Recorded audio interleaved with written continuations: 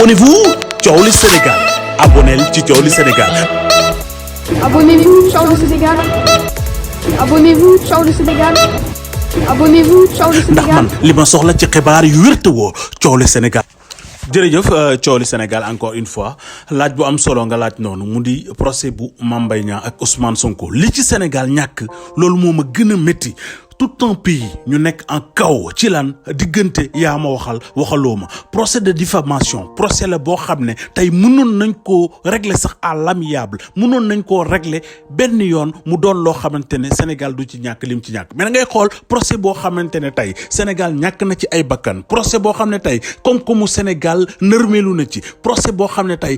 dëkk bi lépp kenn sa xel nekkul ci jàmm procès la boo xam ne à chaque fois nag ma xamal ne procès Mame Mbaye Niang ak Ousmane Sonko su amee Sénégal nay nekk en ligne rouge Sénégal mboolem ñi nga xam ne ñoo fi résider doon ay doomu canadien ak ay américain nekk ci réew mi dañ leen yónnee des messages forts pour xamal leen ne Sénégal c'est un pays en danger toog leen seen i kër loolu lan moo ko war a jar ak lan moo ko waral tey xoolal Sénégal fii may wax ak yow tous les grandes surfaces ñoo ngi tëj station yi tëj xale yi nga xam ne les motos Jakarta cek-cek yi nga xam ne seen liggéey ci lañ koy def tey ñoom ñëpp waroon na xëy joxe ci dépasse wala suba ci lañ war a xëy joxe dépasse ñoom ñëpp liggéeyu mu doon procès boo xam ne tey li ci Sénégal ñàkk lan la ci Sénégal di gagné seetal deru Mame Mbaye Niang est-ce que dafa jar Sénégal ñàkk ci des milliards est-ce que seetal deru Mame Mbaye Niang dafa jar Sénégal ñàkk ci li nga xamante ne moom moo di démocratie est-ce que dafa jar injustice donc mu doon loo xam ne jar na taxaw seetlu te it lii raam ci ñàkk bi la jëm tey fii may wax ak yow Sénégal fi mu toll nii kenn koo xamante ne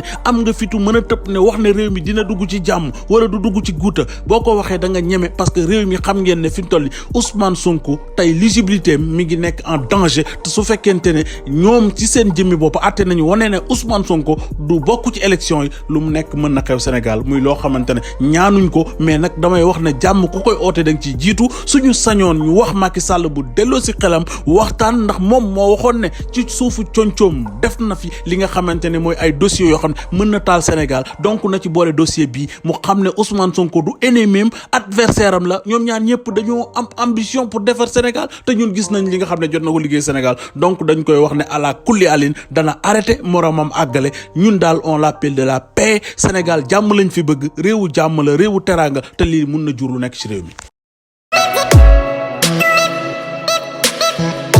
Abonnez-vous Thiowli Sénégal abonneel ci Thiowli Sénégal. Abonnez-vous Thiowli Sénégal. Abonnez-vous Thiowli Sénégal. Abonnez-vous Thiowli Sénégal. ndax man li ma soxla ci xibaar yu wér te woo Thiowli Sénégal.